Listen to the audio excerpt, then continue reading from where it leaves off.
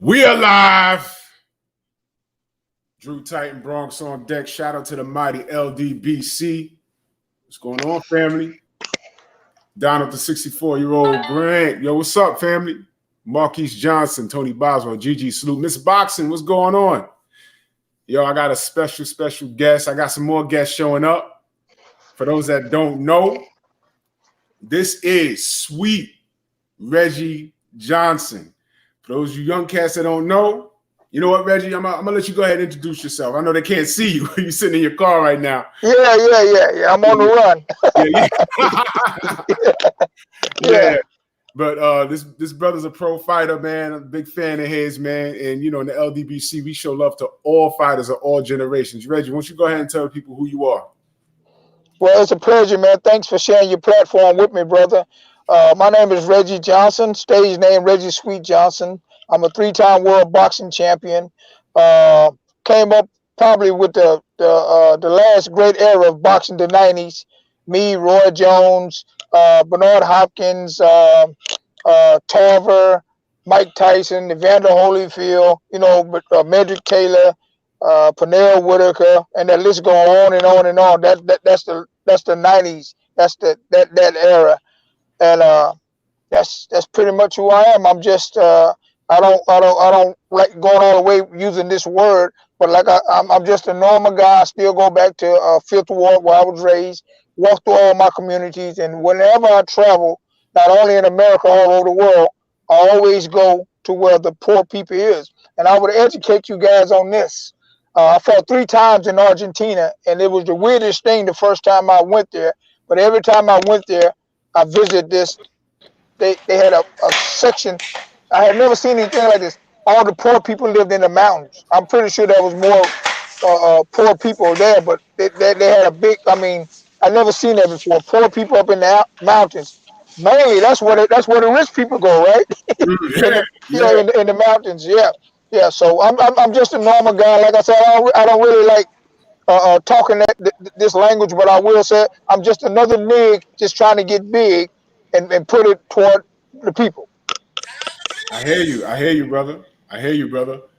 My boy Corey just came in, man. Corey, what's up, family? What's happening, y'all? What's happening? What's up, champ? Hey, how you doing, Corey? It's my pleasure, brother. What you doing? Hey, man, I'm trying to rock with you guys, man. Get some knowledge from some of the OGs, man. That's what's up. Oh, man. Yeah, Nate just I'm gonna send Nate the link again. Okay. Let me see. Send it again. Let me see. I definitely want to talk to Nate. He owed me some money. Oh, wow. I tell everybody that. When I meet people, they say, I know you from somewhere. Yeah, man, you look like this guy that owed me some money. I know you. Yeah, especially coming from you. They better have some hands on them. You know what I mean? Hey, trust me, I didn't have them going in their pocket to get it out, and then I tell them, man, I'm just joking with you. Let me see. Send it to him again. I'm sending it to him again. I just sent it again. All right. Let's see what happens. I sent it. I don't know what happened to Randall. But yeah, man. Yo, shout out. Yo, listen, before I go any further, yo, shout out to Trick Noty, man. But bro, yo, listen, man. All of this is him right here, man. Big shout out to Trick Noty, man. And when he gets his channel up and running, everybody go sub to Trick Noty, man. This brother, man, he's below that Mason-Dixon line, man. He on the grind, man. He got some big things popping, man. Shout out to Trick Noty, man. It's all Trick him. Noty. Trick Noty, Anthony, my boy. LDBC. That's right. So, Reg, you know, we're gonna get started and tell everyone slide in. So, you're the pro, brother. So we're gonna ask you, where do I begin, man? Where do I begin? Weight loss. All right. So let's say, well, just let the people know what weight you fought at. Well, I fought at when I turned pro at the age of 17 in 1984. Mm-hmm. My mother had to sign my contract, and I started off. I was fighting fights around 55, 56, 57. Mm-hmm. As you know, I was on the U.S. boxing team with that era. Me, Mike Tyson, Evander Holyfield, Medrick Taylor, Pernell Whitaker, Reggie Hill, Frank Tate, who I lost to in the Olympic trials in '84. Evander lost to God, what's my boy name? I know him real well. He lives in California. Henry Tillman. Tell me, yeah. Yeah, in that area. But when I turned pro, I was fighting around, 56, like my amateur weight around that, which was grew into the, it was really like the middleweight because back then they didn't have 154 pounds in pro boxing, which was junior middleweight. So I was Okay. was a middleweight, and was real strong at that weight for quite a while, probably almost a decade. And then, as you get older, your body, nature said, Wait, hey, hold on, you Reg. need to, Reg, hold on, Reg. What's Look who up? just came through. The that's Galaxy Nate Warrior. Campbell. The Galaxy What's going on, Warrior, man? Nate Campbell's I, on deck. I just told him you owe me some money, Nate. I've been looking for you. First of all, stop lying on me because people been telling that lie for 2 weeks now. Since they got my last paycheck. He turned the lights out on you. That's why I did turn the lights out on that one. Hey, Nate, I was telling him about that. I tell everybody that I didn't convince guys that I know, and they go in their pocket getting ready to pay me the money. I say, man, I'm just joking with you. Well, you can't convince me of that. Hey, Uh-uh. hey, they say there's two things you'll never forget: who you Who you owe money money and who you to, owe money. and who owe money to you. That's right. Lying. No, because I tell my granddaughters all the time, I plan on being here long enough to get my money back. Just know that. Can you hear us, I Nate? know that's right. I know that's right. Oh yeah, man. Can y'all guys hear me? Loud and clear. Oh, yeah, you crystal clear, man. All right, man. Yeah, I just put on my put my headphones in. Yeah, Yeah, man. man.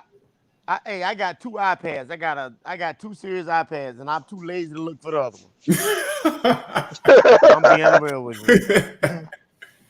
Yo, brother, thank you for coming on, bro. So I was just I mean, thank you asking, for having me. no doubt, family, no doubt, man. That's how we do, man. I was just asking Reggie, I was asking him, as far as the losing weight, gaining weight.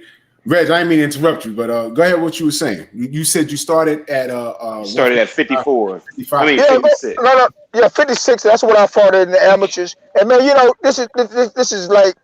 this is perfect timing because the last time me and Nate was on a charity deal, we was talking about weight and Yep. in certain fights that we had. So this is great to have me and him on here talking about that. And I go back to talking about what I was talking about before you came on, Nate. I was just saying that for a while I fought 160, but I was one of those guys who never really had a major problem with making weight because when I did, I moved up.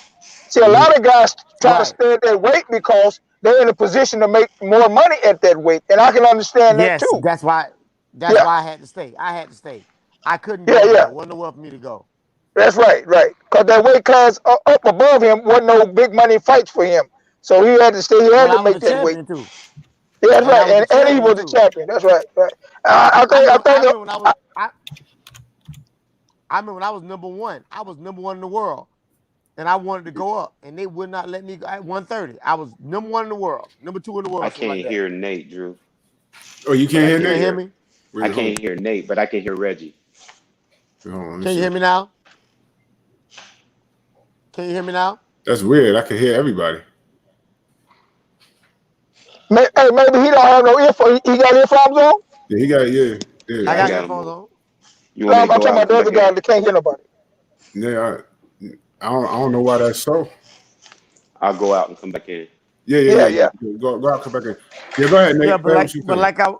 but like I was saying, at 130, I knew I couldn't make the weight anymore, and I kept telling them I cannot make this weight, and they told me, "But you got to make this weight. This your weight." I'm like, "What?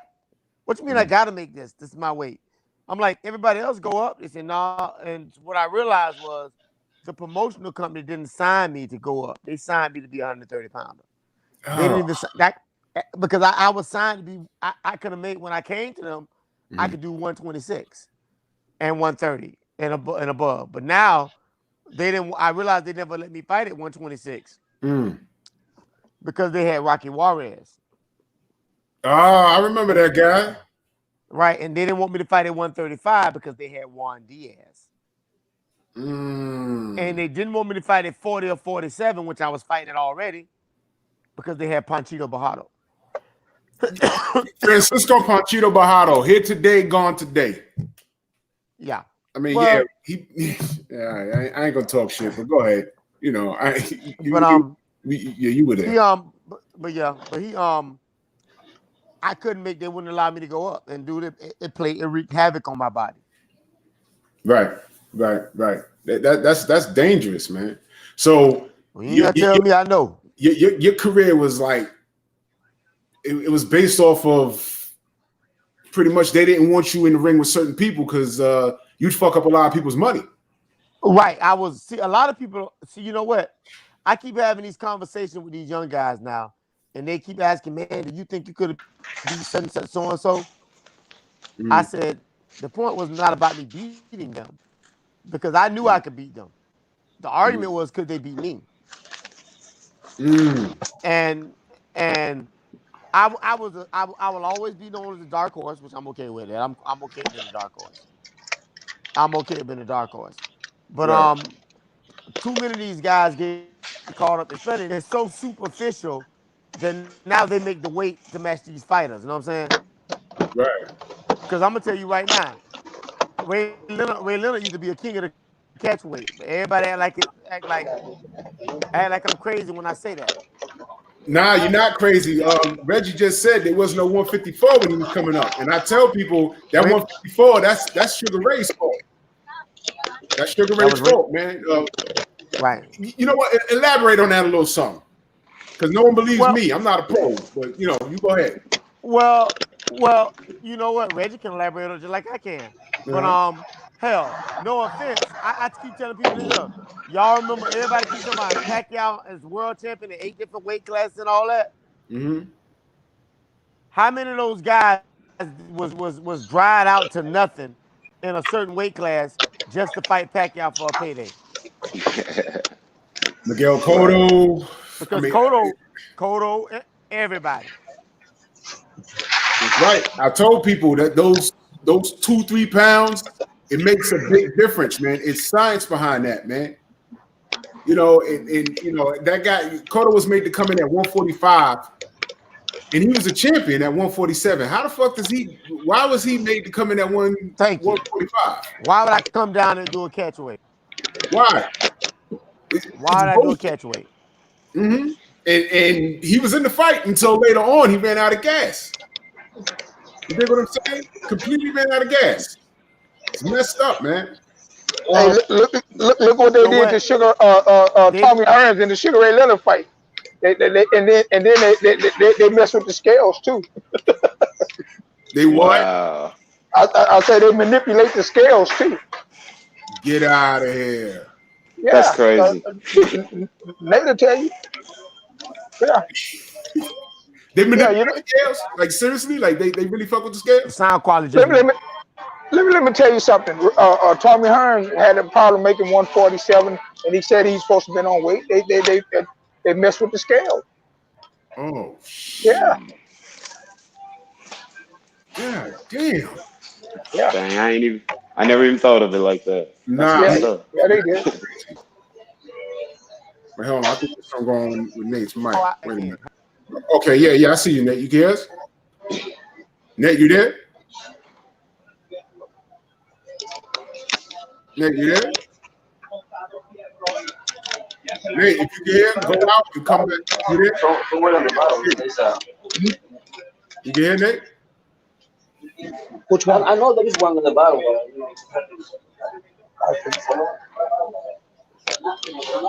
Did we lose Nate? Nah, all you gotta do, we lost him. He'll come back in.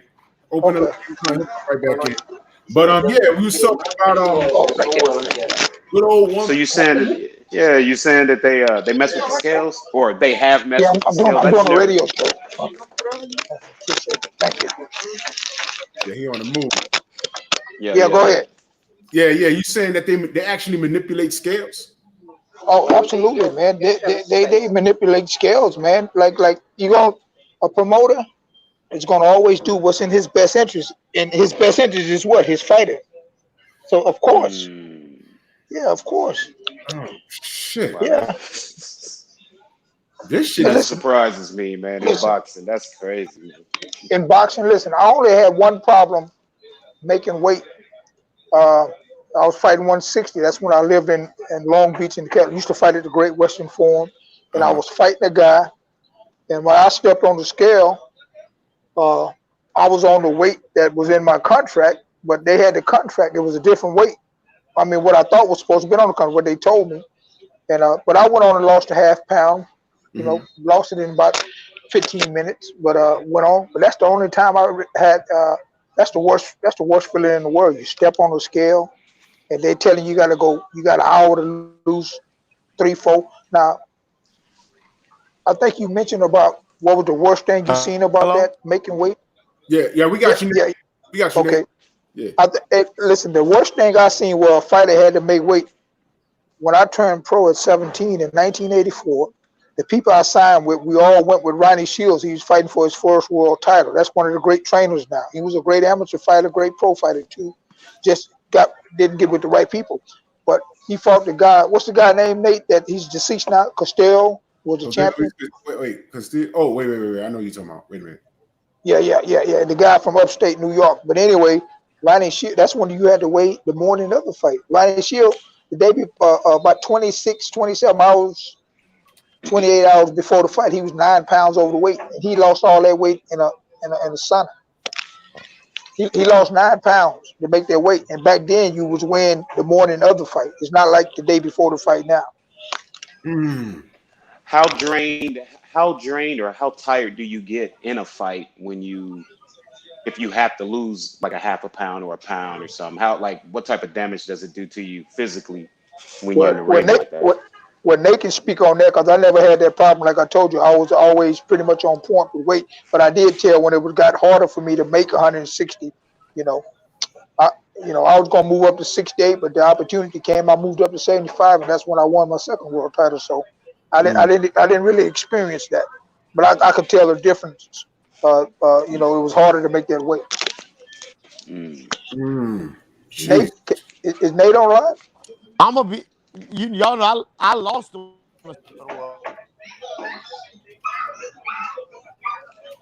You said you lost on the scale?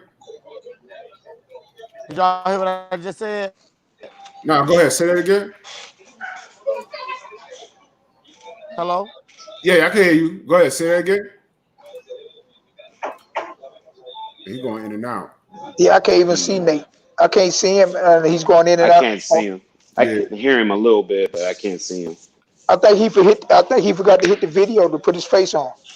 Now he might be in a bad. Yeah, he might be in a bad spot. That's okay. Wi-Fi be crazy. Yeah, and we really need this on this because me and him had a pretty serious little. I'm not saying that it got heated, but me and him had this conversation last time I saw him down by the border charity event that we do every year.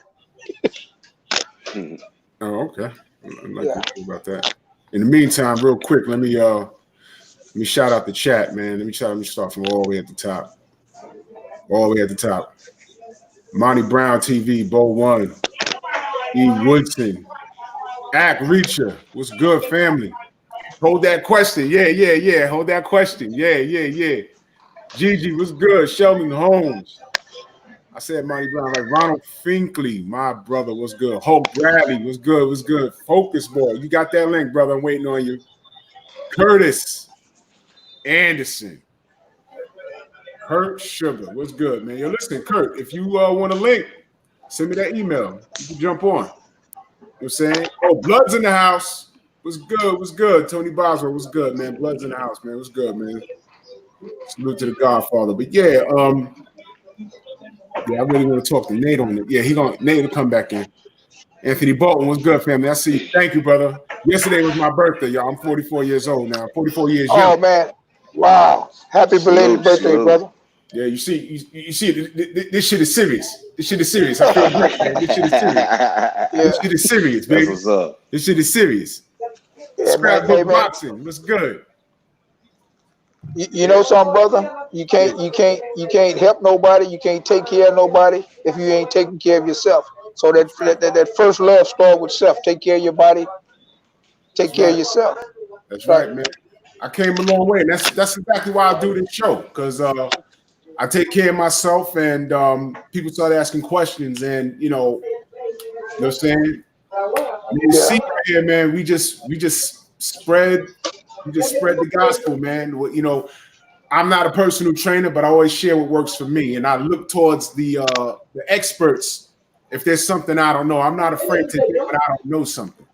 You know, that's Right. why I decided to do it in this segment in particular, because I know a lot about boxing from a fan's perspective, but I know a little bit about what it takes to go through training in the ring. But I haven't been in the camp to watch a trainer at certain weights, what their diet is. You know, when they're trying to gain weight, when they're trying to lose weight. You know, I mean, it's an in-depth conversation. You know what I'm saying? Oh, look at that. Well, you know what? Focus, boy. What's good, family? Hey, what's good, fam? Happy birthday. Thank you, brother. Thank you, brother. Reg, it's my brother Salute to the Focus chat. right here. Salute. And we got Okay, you Nate said that back. shit. That's my Okay, brother. so okay, that's cool. How you doing, brother? I'm Reggie Johnson. Pleasure to meet you. How you doing, brother? I was just listening to you. I definitely got some Okay. questions I want to ask you. But Okay. before I say, Drew, you could have fooled me that you weren't a trainer because I watched you lose weight and get to this shape, and it was fast and consistent. Like Well, honestly, if you want, when people are trying to reach their goals, they lack the consistency, focus, and determination. Because I saw Drew and I'm like, he's in pretty good shape. I'm like, holy shit, that was just a few months ago, barely a full year. You know, so definitely congratulations on that. I respect thank you, brother. the Thank you, man. determination.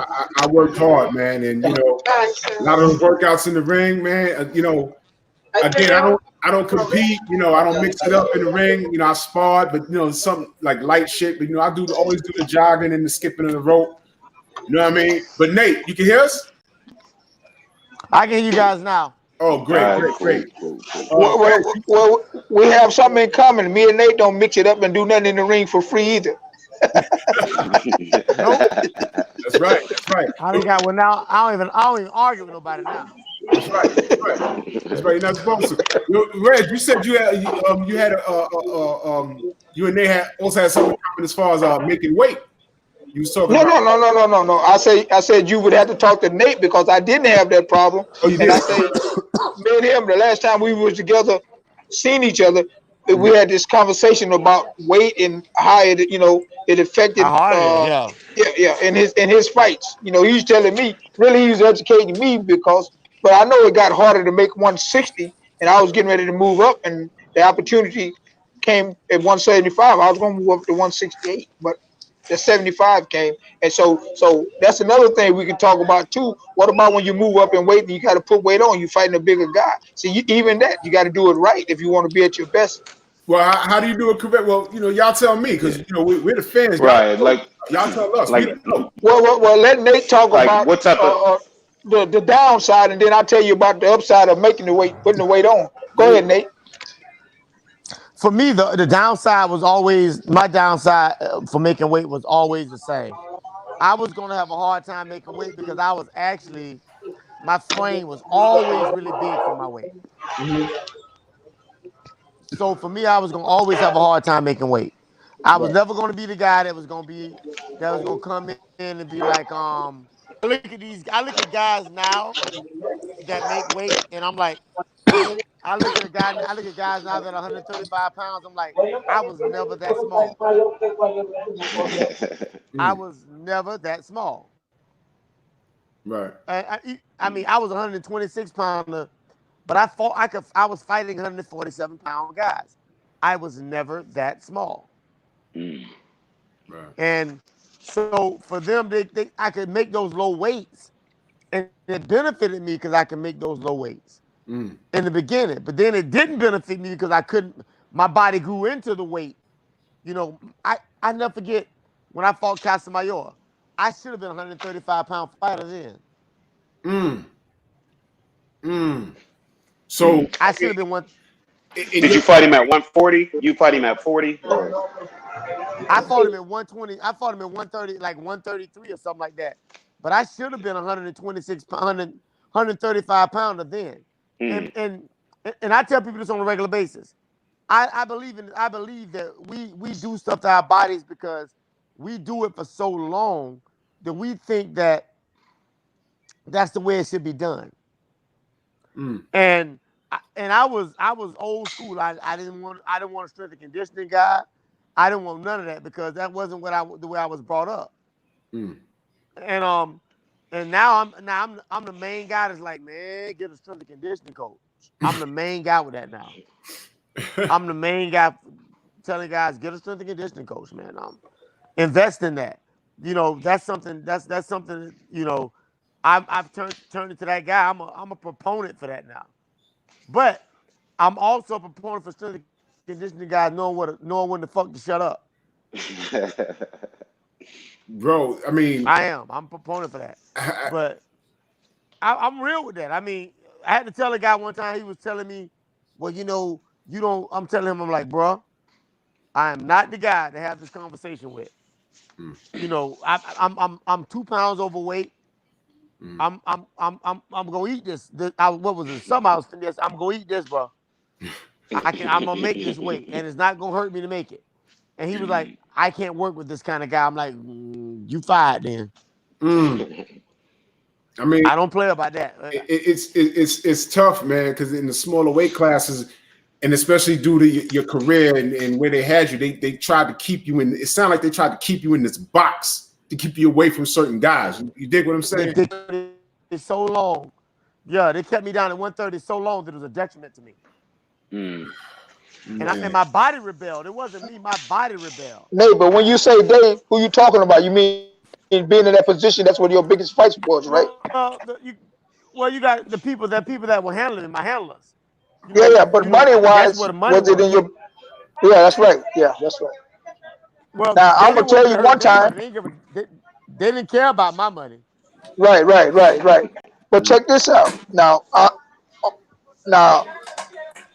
with people like Nate who had that problem making weight, I know I benefited from it a few times because I fought a guy. I'm trying to remember what country he was from. I fought him at the Great Western Forum, and this guy come in. I'm fighting 60. I think I weighed in 59 and a half. This guy, he's like almost 68. We made him get down to 65, but he paid me. He paid me. I think it was 7,500 or 10,000 to still. Because come on, you gonna come wait over here and not fight and go back with no money?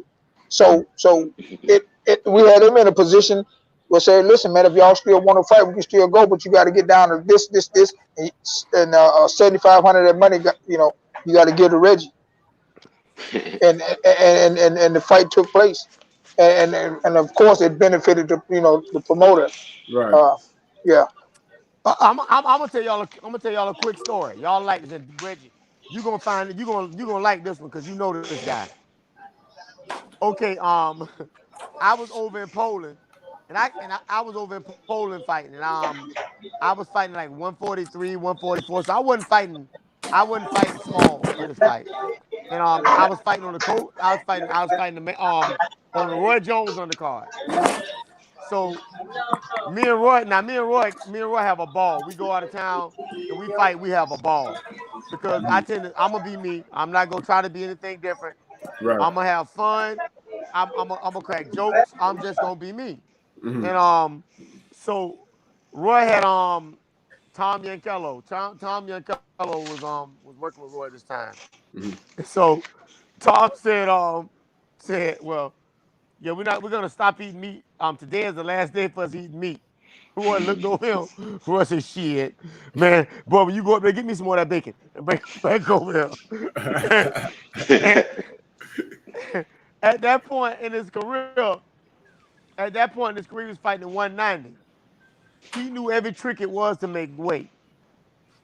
Wow. And a lot of these coaches and trainers don't get it. These guys, like that guy, knows every trick in the book to making weight. And I mean, he really knows every trick in the book to making weight. I don't think of all the people I've ever been in the same. I don't think I know, but every trick in the Yeah. book can wait. I mean, he's a plethora of knowledge when it comes to the game of boxing. And Now, outside of being an outstanding athlete, he knew every trick. He just knew every trick there was to know. You now talking health about Roy? You talking wise, about Roy Jones? Yeah. yeah. Oh, Now you talking health about Roy? Huh? wise, You talking well, about I was Roy gonna say, Jones? well, yeah, he's talking about Roy.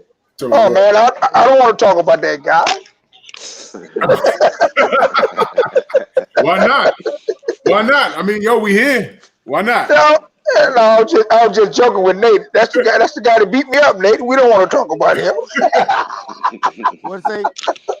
I How was joking. I special? say, hey, I don't want to talk about Roy Jones. That guy beat me up, Nate. Oh I shit, you couldn't. got What's Fanon you in the say? Say building. it again, Peace Reggie. Fanon. Say it What's good, slow. brother? No, I was gonna ask Nate, moving up in weight or moving down in weight, as far as being helped, like trying to eat to, let's say, trying to eat to gain weight. I. Can you hear me? Yeah, we get you. Oh, you said which one? Which one is harder? Which one is harder? Trying to gain the weight, healthy wise, you know what I'm saying? Trying to gain the I weight would or much. lose the weight. I would much rather be going up in weight.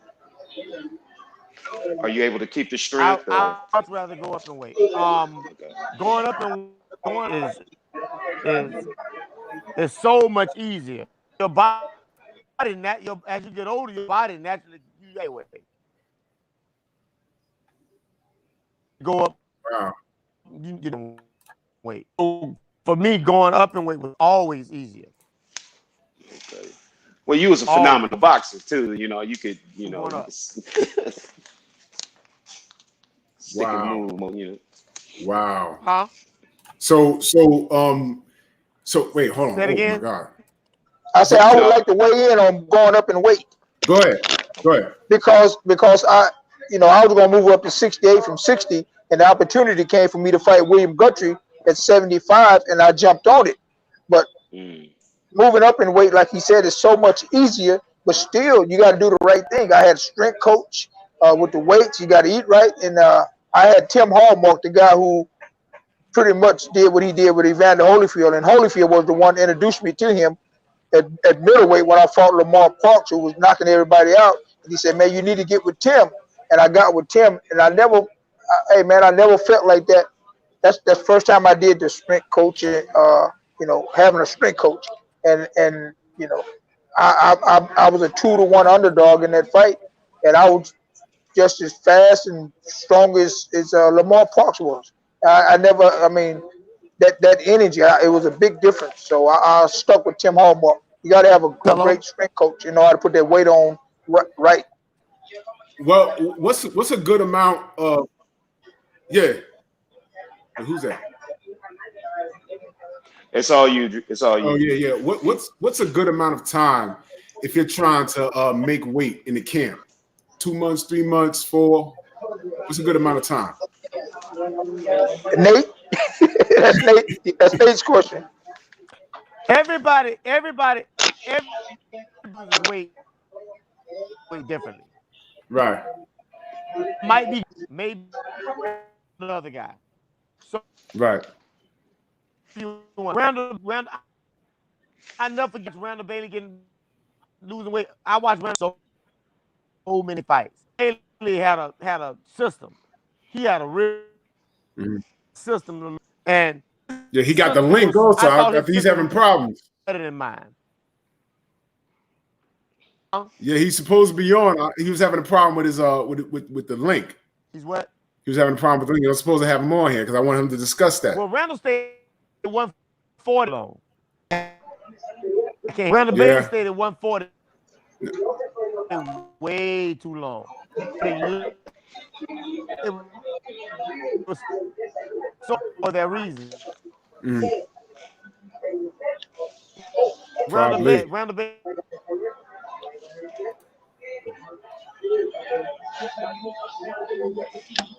I watch him lose weight, and I'd be like, damn, I wish I could lose weight like.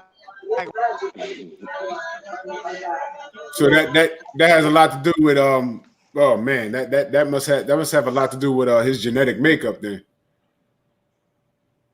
Because I know if I eat what I want, if I eat what I really want, I'm gonna balloon up like a fucking I'm gaining. I look at the cheeseburger wrong and I gain weight. Well, Baily, he never got big between fights. When I tell people I would go up to one, I go to like 35.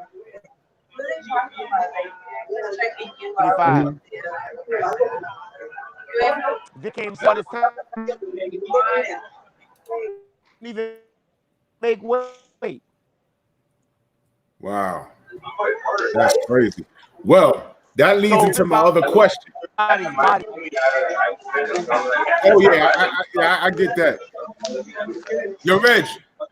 Yes, I'm here. When you're not talking, I'm gonna mute your mic because it's noisy where you at. Oh, okay. Yeah, it's all right. But I'm gonna unmute you when you start talking. I'll unmute you. Okay. Go ahead. Yeah. This is gonna lead into my next question. And listen, I know what it is, and it's taboo. But listen, I want to know about PEDs in the sport. Let's talk about it, man. If y'all could drop names if you want, but I want to know. I can hear you. Just how dirty the sport is. You can hear me, Nate? You can hear me? Nate, you can hear me? Excellent question. I couldn't. I think. I can hear you. You can hear me, Nate? I said I want to know about PEDs in the sports, in the sport of boxing. Did you ever feel you was up against a fighter and you're like, yo, nah, this guy's on something? Because any other day, this guy couldn't even carry my jock strap. But this guy's on something. You ever felt you was in the ring, you was up against a PED user? Did you ever feel you was up against a person that was on performance enhancement drugs in the ring when you was actually fighting them?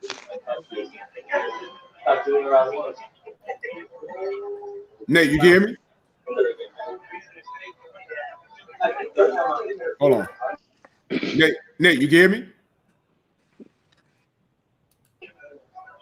All right, we're gonna wait on Nate. Reg. Yes. Did you ever feel Yeah, I can hear you. You hear me? Yeah, I can hear you. Okay.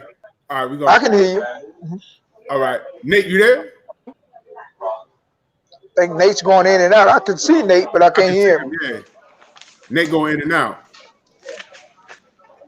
All right, well, okay, I can hear you looking now. What did it say? Okay. I was saying the questions for both of y'all.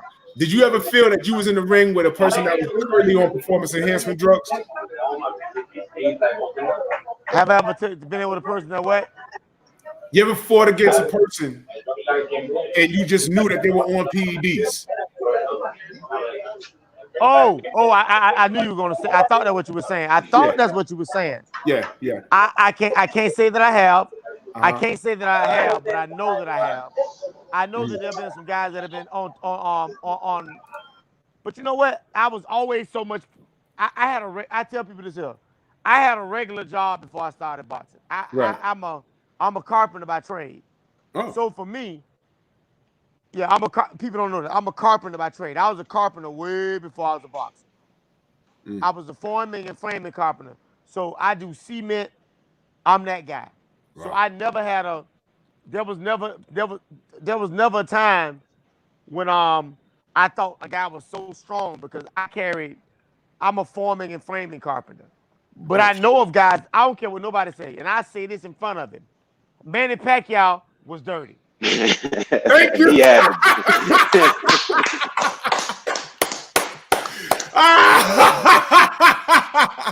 You heard it here. He's dirty. I'm telling you.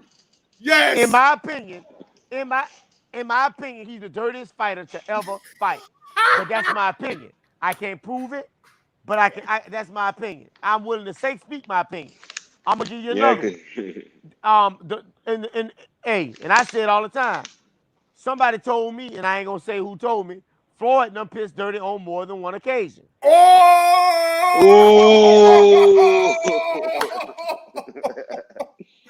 What, y'all scared? Everybody else, Y'all scared to tell the truth?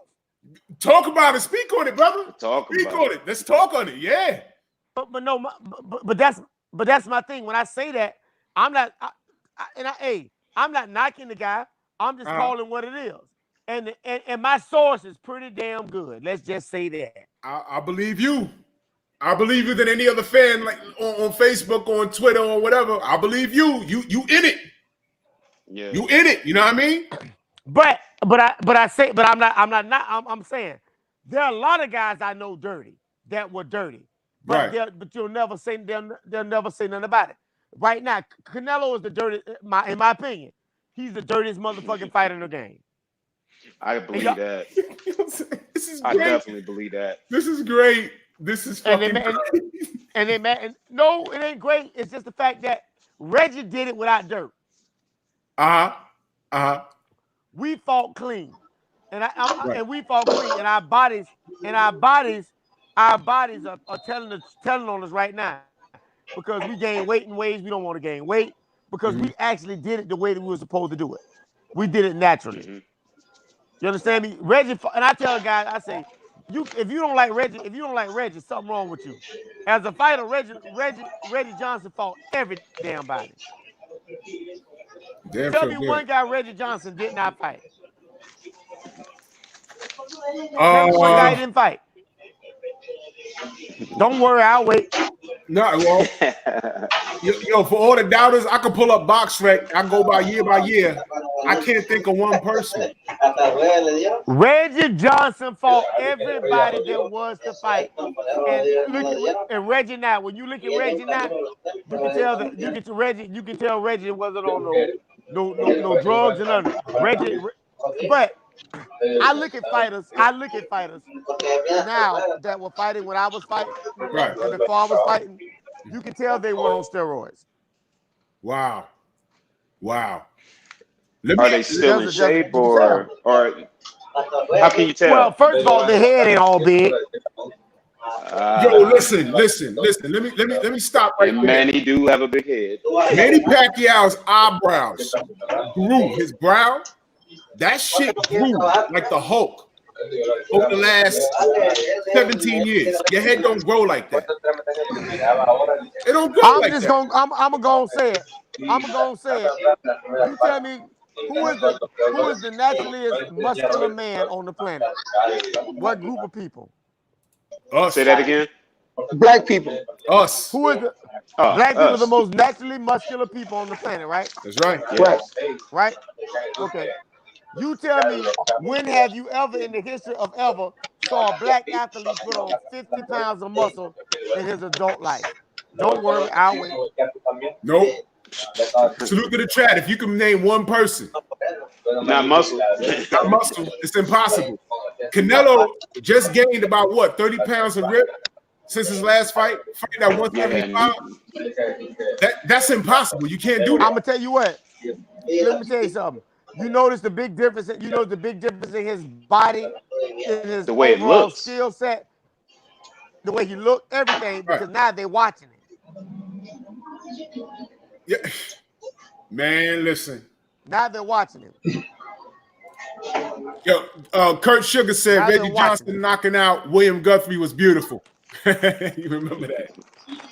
Reggie, you remember that fight? William Johnson told me not now. William Guthrie. Yeah. Well, once again, that was a lot. Like Nate said, it's a lot easier because I never had a problem with making the weight. I was gonna move up. Right. And but it's still work you got to put in because even Roy Jones, who was one of the commentators, he kind of told the other commentators this is going to be an upset because he said, look at Reggie, how he put this weight on. I guess he could tell. And, I'm also glad we're talking about this, but I'm not going to say no names because I'm going to write it all in my book. But I will say this here, man, and I would like Nate to weigh in on this. Out of all my world title fights, and you can go look at BoxRec and see how many I had, there's only one fight I had when I got back to the dressing room. They wasn't there with the little bottle for me to piss in. That was only one fight. Nate know who it is. Yo. Really? Yeah, You, sure. you ain't gonna drop that name? No. I don't want to talk. Listen, man. Okay. In the ultimate sport of boxing, and Uh, Nate will agree with you on this here, because he's a fighter. He's been a world champion. Listen to this. And let's commend Nate, because Nate ain't like me. Started boxing when he was 12. He started late and pro, and he still came back and become world champion. Won all the belts. Hey man, that's very rare. That alone should make him a Hall of Famer. Yeah. And I know a few other guys started late in their career and came back and won world titles. But listen to me, man. I got back to my dressing room, and I didn't even take a pitch test. I'm not saying that the guy didn't beat me there. I didn't even take one. So if you didn't take one, you ain't take he one. ain't take one. He ain't take one. Yeah, but that was by design. And like I said, this is stuff I'm gonna put in writing, and I don't want to really go into the details. I also tell you this: I had a guy I went to junior high school with. He was a bodybuilder, and I was training at his gym. And we had this dialogue about same thing what we're talking about now. And he was just telling me about athletes, and then he got on the MMA, and then he even talked about the boxers. He said, "Listen, man, Reggie," he said, "I'm a bodybuilder. We don't have to do all that huffing and puffing and running and all that stuff. So we can use this to make our muscles big." He said, I can look at a guy and tell, and a lot of time it ain't about how big they are muscular, because he mentioned a fighter to me. He said you can look at their nipples. Of course, you can look at their he said they throat and their veins. But this guy, I'll never forget this, man. He named a handful of fighters, and over the years, every one of those fighters tested positive. Oh shit. Yep, every one of those fighters tested positive. Oh my God. Yeah, that's right. And let me add this here to that, man. Nate right about me, man. Hey, man, I've lived that drug thing through people in my family, but I've never had a beer before in my Hello? life, and I'm 53 years old. Yeah, we hear you, I, brother. I'm pro against drug. I don't put nothing foreign in my body, and I'll never put my name, brand, or face on anything that's dealing with drugs and stuff like that. That's not, it's got to be really healthy. Gotta be, man. Hey, It gotta be. Go ahead, focus. yeah, there's a bunch of stuff like I want to unpack from what you guys were saying earlier. But the first thing I want to say is, so I used to compete in MMA briefly, and I am very much interested in boxing. To be pretty blunt, I think that I have some kind of skill, and it would be a shame to like get older and never see what I'm made of, you know what I mean? But then again, I just turned 30. So since you guys are pros, what do you think? Do you think it's too late for me to start, for me to get into boxing? I think that's a question for Nate. He started late. That's Nate. You got to talk to Nate about that. I And think I think Nate's yeah, loading. he's having a connection problem right here, but he's still Oh man. Well, Nate is the perfect guy to answer that, because man, that's amazing. I know it's probably a handful of fighters that I could name that started late like that and came back to win. The guy Michael Grant. I think he was a basketball foot. Nate, you back? Nate, I see his picture now. I can't yeah. see Nate. No, I see him. I see him. Nate, you there? You here? See, I think he's in a bad spot. I, He's got a connection. Yeah, it's Wi-Fi is Yeah. yeah. But he'll get back. But see, I told Nate about that. Whenever he see Nate, hey Nate, Yeah. okay, hello. you on? You back? Yeah, we can hear you, Nate. You can hear us? Nate? Hello. Yeah, Yeah, we we can can hear hear you, you. Nate. We can hear you. He's not. We can hear him. He must got mute on his phone or something. Yeah, but I No. can hear you. But yeah, I can't hear you though. Now you can hear me now? Bad.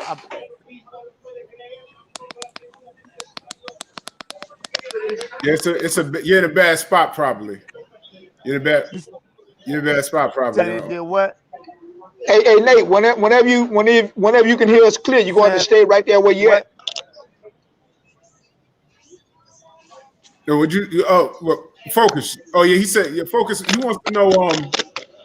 He's 30 years old. Is it too late for him to start a professional boxing career? He used to do MMA. He's in shape. I met the brother. He's in shape. He wants to know: is it too late for him to start a pro career at this point in his life?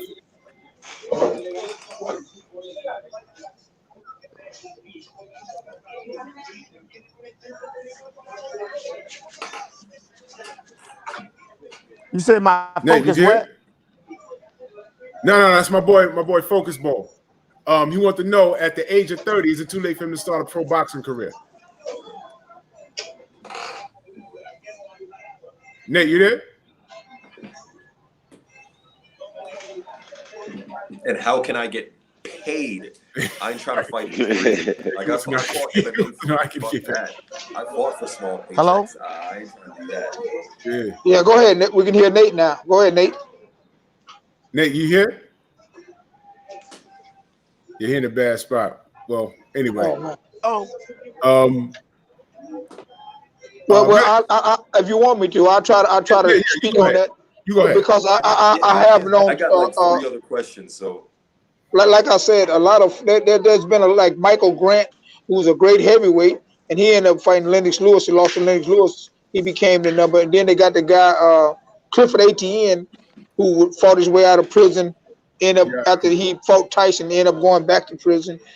All those guys started late, man, and it's about 5 or 6 of them that I can probably reflect back on who did that, and they did well.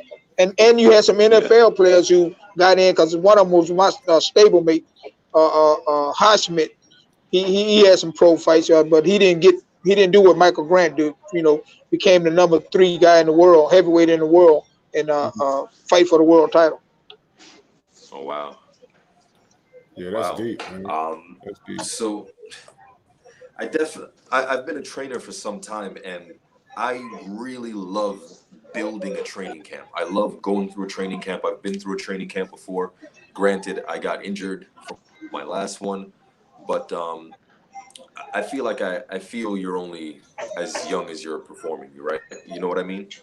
Oh, absolutely, man. Your body, you're sleeping right, you're eating right. That's right. Like I haven't taken. What's that? No, I was going to say, man, and a lot of this stuff, people talking about age. I think George Foreman addressed that when he came back and did what he did in his second career. That's 2 different guys fighting. George Foreman, the big bully guy, was knocking everybody out. Then he came back, was a lot smarter and a lot older. So, and he won the world title at 45. So there's nothing. I'll never doubt anybody who put in the work and with the right team. Man, it's possible. I think he's showing that. Bernard Hopkins came back and beat his record. And you mentioned a guy who I didn't fight. Me and Bernard was scheduled to fight at middleweight and light heavyweight. The fight never materialized. So Bernard Hopkins is one of the guys I didn't fight. Right. Why did that fall through? Well, once again, remember last time me and you was talking on the phone? I say this is the thing we got to understand. Ain't no fighter on that level making that type of decent money not gonna fight or scared of another fighter. The promoters dictate who fight who for in their best interest. So don't when you're on that level, don't ever say this guy's scared of this guy. Nah, man, them guys, hey, if a fighter is saying that, he's saying that because the promoter, somebody else, there's more money for him to be made somewhere else. Tommy Hearns and Marvin Hagler, remember he hurt his hand? Marvin Hagler said, man, don't you know somebody that cut their pinky finger off to make this kind of money? Yeah, that's what Hagler was saying about Hearns. But, eventually they fought. But a fighter, you got to be at your best. I'm not going to go in there knowing that I got hurt hands. No, you're right. That is insane. Hey, I'll tell you guys a story. I was doing an interview one time. My dad was, I was doing an interview, and my dad was sitting next to me. That's when I was getting ready to fight Glenn Johnson, the fight that didn't happen. And I ended up beating the dude who beat Glenn instead, because Glenn fought Chad Dawson, so I went on and fought the other guy, the late Julio Gonzalez, my last fight I had. Mhm. But this guy was interviewing me, and he said, "Man, look at your dad. He looked this and that." And I said, "Yeah, my dad, man, it's amazing. He looking like this, all the stuff, the street life he lived, and he's looking like that, looking young and muscular like that, this and that." And he said, "Man, it look like you guys can fight each other."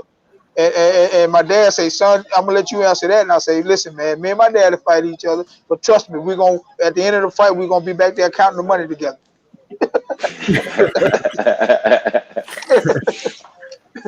Yeah, That is So yeah, awesome, man. for me, Go ahead. yeah.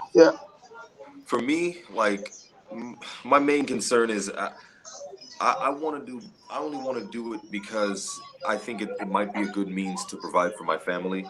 To I don't necessarily have to have the biggest paydays in the world, but I know what I could do with some type of money to invest. You know what I mean? And it's almost like I've observed life and just my disposition as a black man. I'm like, shit, I might just have to use my bare hands and just get this bread myself. Why not? I got the skill, right? But now I observe a lot about boxing, and I can see that it is a crooked sport. But interestingly enough, Logan Paul and KSI, how much money did they make doing that fight? They created their own lane. I You get heard what it I'm saying? was, yeah, I heard it was a lot. Well, Eight you hundred want thousand. Here's one thing. One thing I have a problem with, right? I fought an MMA fight where, after the fight, I had to go to the hospital because I had like a kidney issue because of dehydration.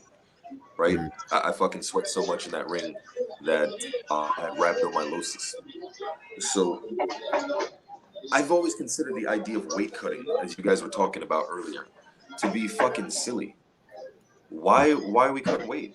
Because Wilder knocked out Fury, a man 50 pounds bigger than him. You get well, what I'm saying? this is why boxing is different. This is why boxing is different from MMA. You know, you ever notice MMA middleweight is different from boxing middleweight? Of course. It's very different. You know, It's stupid in MMA too. It's fucking stupid. Like, yeah. what I would suggest is this: first off, athletes perform better when they're hydrated, not when they're dehydrated, right? So, what you call it? Why not do? So first off, weight cutting, to my understanding, comes from wrestling originally, Mhm. and it was where wrestlers were trying to have an advantage. They would weigh in before and basically get to fight smaller guys, and then rehydrate and have a weight advantage. So weight cutting is not even like losing muscle mass; it's sucking out the water so that you can trick the scale and then put the water back in, Right. so that you can basically qualify it at a lower division. Mhm. In essence, it's the spirit of cheating. In spirit, yeah. Now you're taking water from the brain, and why? When you're gonna hit the head, that's It's crazy. That is ridiculous. crazy. So let me ask Reggie, what is your feeling about same day weigh-ins, and does that hurt a fighter like the same day weigh-ins? That's the reason why they changed it, because they knew it had an effect on fighters, not only health wise, but performance wise. So that's why they started the weigh in the day before the fight because of that. And Mhm. of course, it's Yeah, going to that have makes an sense. effect on you, man. Like I told you, I experienced Give them that with time to Ronnie Shields rehydrate. the day before the fight.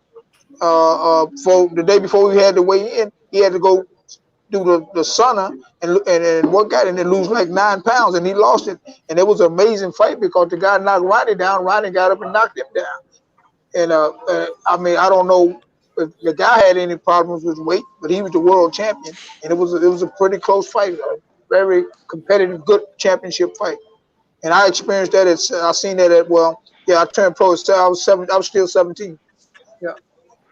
Would it be safer So I'm not gonna knock would it be what you guys. safer if they were to do the same day weigh-in for the No, no, no, fighters? no, no, no, no, no, no. I think it's better doing it the day before because you get Okay. to hydrate your So they're body. trying to rehydrate. Yeah, yeah, yeah, oh, Okay. yeah, To yeah, yeah, rehydrate. yeah. Oh, yeah, yeah. I mean, that's why that's why that came about because it was supposed to be healthier. But let me tell you what is more what is even more healthier.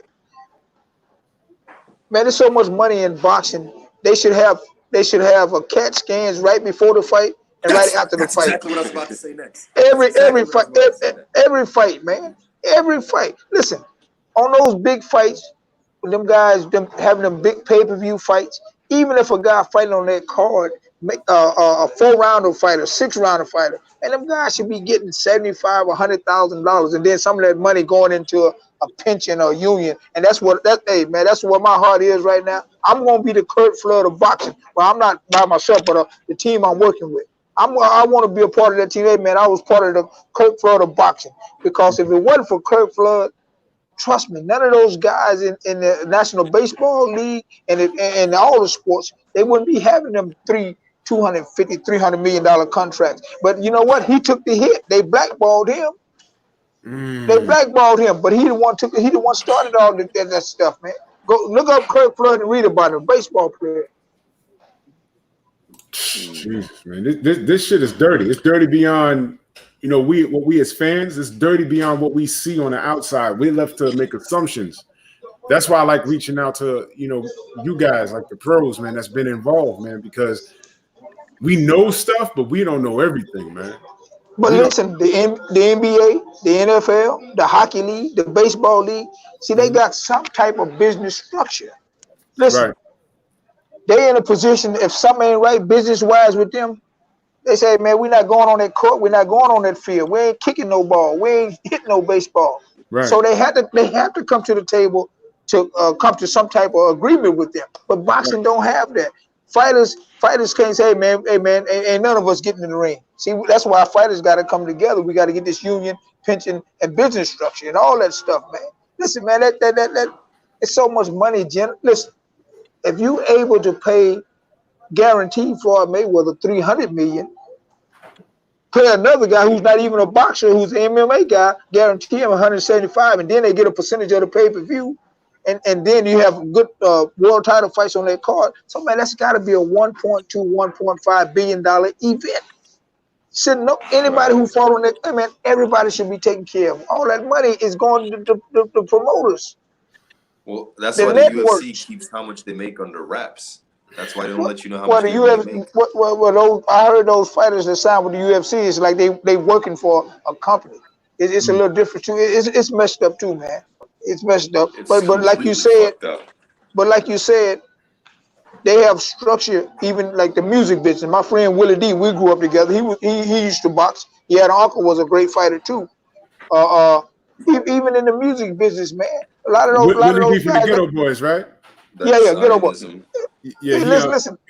A lot of them guys woke up in the music business. Why come you think Prince not here? Why come you think Michael Jackson not here? Why do you think Dr. Sebi is not here? Man, these people are waking up, man. They know. And these people, man, that's why I tell these guys dealing with this union and pension, man, why would you want to get promoters to get on board with us? No, man, just do it. You think, and they don't think these people are killing behind this. Don't you know boxing started with gangsters? These guys, you just gonna take all this money that I've been all this time I've been getting this money. You think I'm just gonna let you take it? I hope y'all listening. No. I hope y'all listening No. in the chat, man. No. And I keep telling these guys, oh no, man. Well, you know, we did no, man. No. These people gonna come after you, man. And we're in a position to sue the sanctioning bodies, the promoters, and the networks. And guess what? We're in a position to sue this. Do this too, to sue them for using all them images all on television.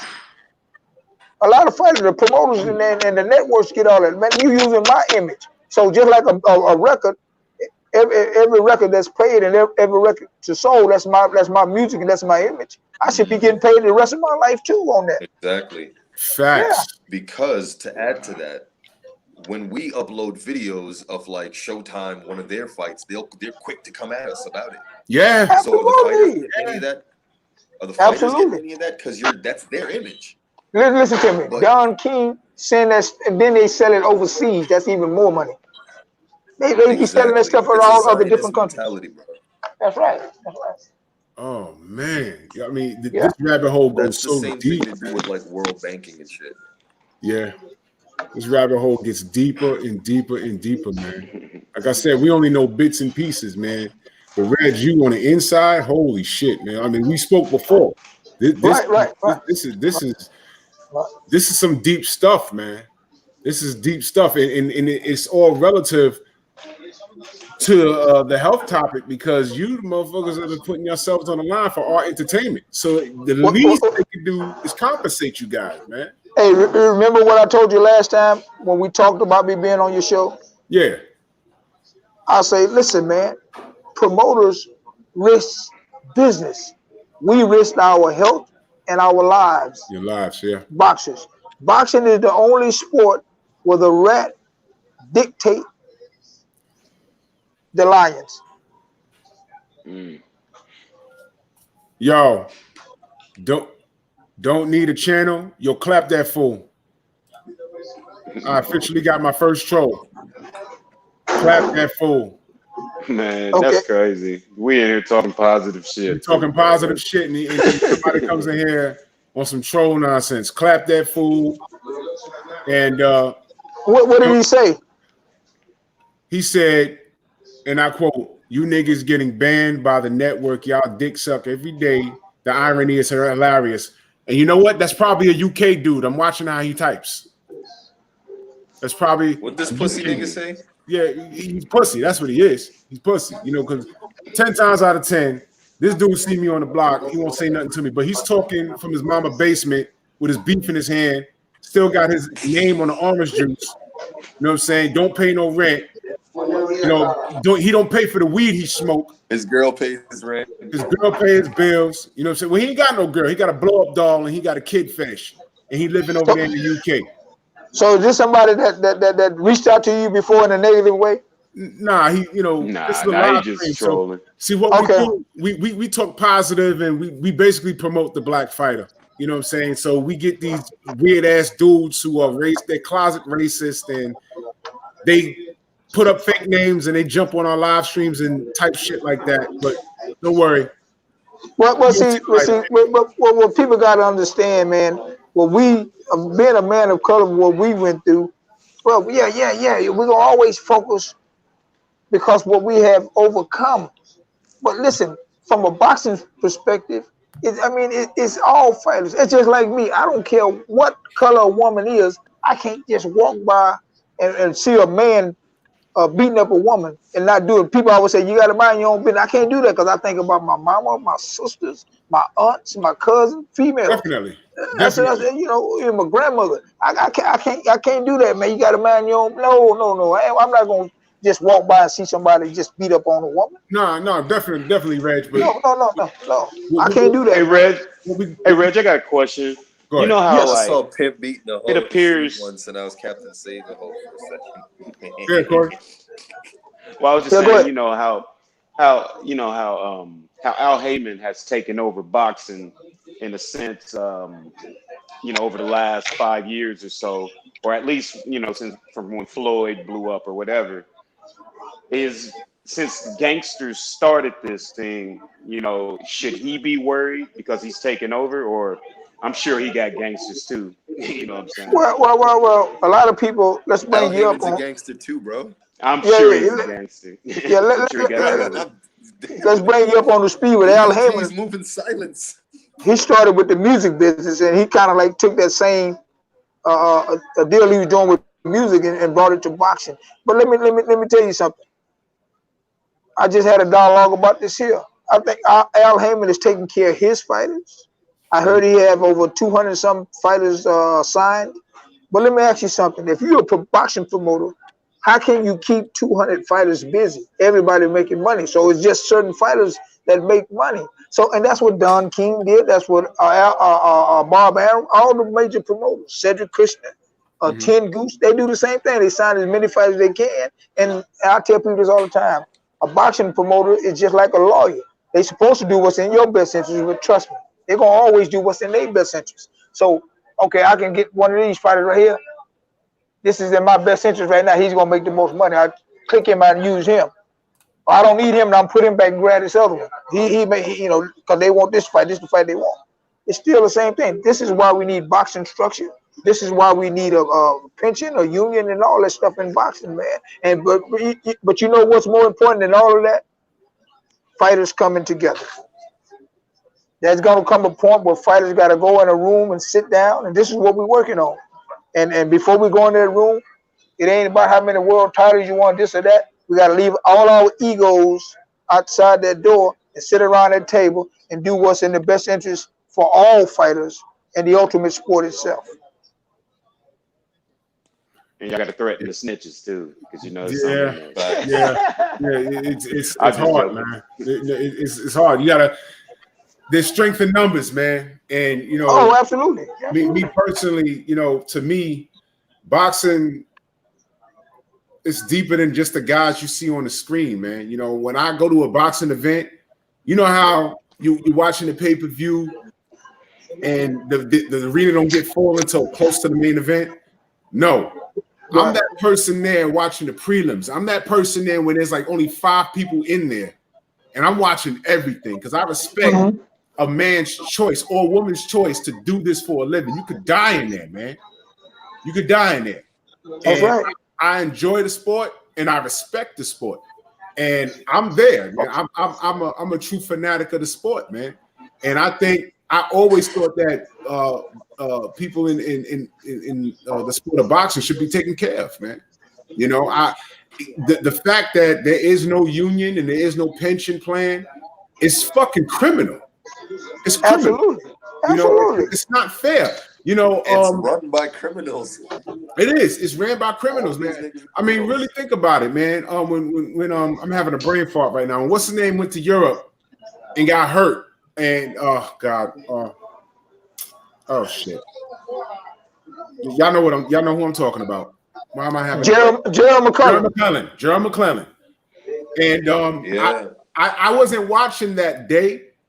My uncle was, and he was like, "Yo, do you know what just happened?" He passed it. It didn't look like nothing, and then he laid on the floor, and then he was out on the stretcher. You didn't know it was going to get that bad. Well, my point is that if he had a pension, because as short as his professional career was, he was on fire. He's made some money, but if he had a pension, the story after that, how he was living, that's the part that upset me. That upset me. Well, once again, I can't go into the details about this, but when me and you on the phone together, I'll be able to tell you the real story of what happened to Gerald McCullough. And my cousin was there at that fight with him. All right. I mean, trust me, it's more to it. It's more to it than what you think. Can I make a point real quick? Go ahead. So, that was Matchroom Boxing, wasn't it? No, that was Don King, and you might be right. I think him and Don King did that fight. They two fighters was fighting each other. That's right. What's his name? What's homeboy's name with the locks? Ben. Lennox Lewis. Ben. No. Nigel Ben. He's a Matchroom boxer, right? I think so, man. I think he was with the guy Eddie Hearn. Well, all I'm saying is, so that was in the UK? Yeah, it was. Yeah, that fight happened in the UK. UCAD, Dillian, D-Ball, B-Sample, White. That's all I'm going to say. All right, I got you, brother. Oh, okay. Yeah, man. How UCAD allowed fucking Dillian White to get away with not turning up his B-Sample when the nigga popped dirty for D-Ball? Yeah, okay. I understand. He's insinuating that it's a possibility that Nigel Ben, because Nigel Ben was getting his ass whooped, and the way he came back, that second win, I mean, it seems, it's not beyond the scope of reason. It seemed a little unnatural. Let's just say. Hey, let me tell you. That's why I told you I can't talk about it right now. I got you. But I'll bring you up to speed on it. There's more to it than that. Now, trust me, that wasn't Nigel Ben. Trust me, it wasn't Nigel Ben. They didn't drug the man. They didn't drug him. Say no more. Hey, let me say this one more time. A guy can be bigger than you. He can be faster than you. He can be stronger than you. His reach can be longer than you, and you still can beat him. And he can be on steroids. You still can beat him because you can outthink him and you can outsmart him. It was more to it than that, brother. And once I tell you all this, you will understand. Let me put it like this here. Don King and Gerald McCullough was at odds about a female. I'll just leave it at that. And Don King went into his dressing room and something happened. I'll tell you. Oh, wow. Shit. And my cousin was right there. And you can stop right there. That's crazy. Stop. Hey, salute to the homie Mark Wonderlich. Yo, man. Oh shit. You know, Reg, we ain't gonna hold you up, brother. I know you got you got some moves to make. Yo, brother, I really, really, really appreciate your time. We're gonna have you on again, man, because I do want to have a discussion about what we was just talking about a fighter's pension. And I want you to get into the story a little more about you know, what we spoke about. But behind the scenes, we definitely gonna talk, brother. Hey, check this out, man. I love this platform. What you got? I can see this here thing growing bigger, and man, you might want to consider doing this. Probably, I don't know if you want to start off once a week, but like at least, man, doing this here. How often do you do this right now? I do this every Sunday at 7 p.m. But I plan on having a pop-up show sometime during the week, man. You let me know, brother. I'll always have you. Oh, Fred's in the building. Barbershop Conversations. Fred's in the building, man. Salute, man. Salute. That's the man right there. Salute the Barbershop Conversations. Anytime you want to get on, brother. Anytime. Okay. I had one more question for you, Reggie. Wait, go ahead. Go ahead, Focus. Go ahead. Go ahead, sir. Oh shit. So since you're a boxer, I created these things right here. The reason he's calling me Focus is because of this little thing right here. This is called the focus ball, and this is meant for taking your striking game to the next level.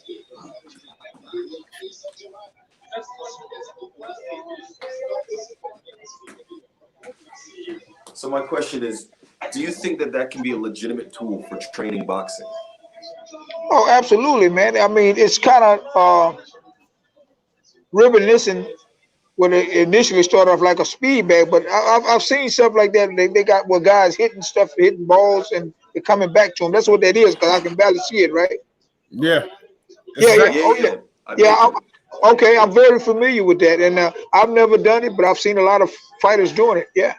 Reg, that is. Tell you what. I'll send you a couple sets. Let me know what you think. Okay. Let me know what you think about it. Okay, say that again, brother. Yeah, that's his own personal invention. That is his product, and he's marketing that. That's just his product. Okay, yeah. Let's off the line. Let's talk about that, man. And another thing, you got to be careful putting your stuff out there if you ain't got a trademark. So let's talk. Let's talk about that. We're gonna talk behind the scenes. We're gonna talk. There you go. Yeah. Real quick before you go, Monty Brown TV. He wants to know who is your favorite fighters that you like watching today, if any. Well, like I told you, I don't go out my way to watch fights. Right. Yeah. Like I used to. I don't care if it was 2 minutes back in the day. I'm sitting down watching boxing. You know, the top fights that's out there today. I mean, I like Canelo, the fight he just had. I like Deontay Wilder. When he did the Ortiz fight, you know, all the big fights are the biggest fights we have. Though I mean, I always try to tune in on them. But you know, like I said, man, boxing is the oldest sport. It ain't going nowhere, and it'll always come back. The history is too deep, and you know, we just gotta, you know, what we learned, we gotta pass it down to these young guys that will listen to us. And man, they got some great fighters on the way. And with Floyd, you know, hey man, people always talk about what Floyd didn't fight nobody. I tell them, I say, man, go back and watch Floyd at 130 and 135. He wasn't no big puncher, but he was stopping a lot of guys with an accumulation of punches. So you can't tell about this dude run. Hey man, hey man. And the older he got, the smarter he got. Yeah, he sure did. He sure did. Yeah. So you know, but give you a set yet? I got my set, brother. You know, Floyd kind of like did what his uncle did, Roger. Once he seen that they weren't going to receive him as the good guy, he said, well, okay, well, I'm gonna play the bad guy. And if you think about it, the bad guy gonna always make money too, sometimes more money. You know what I'm saying? That's when he went from pretty boy to Money Mayweather. So you get think about movies, man. People like them they like them aggressive movies, you know. I know. Yeah. I know. Well, Reg, I'm gonna get out of here.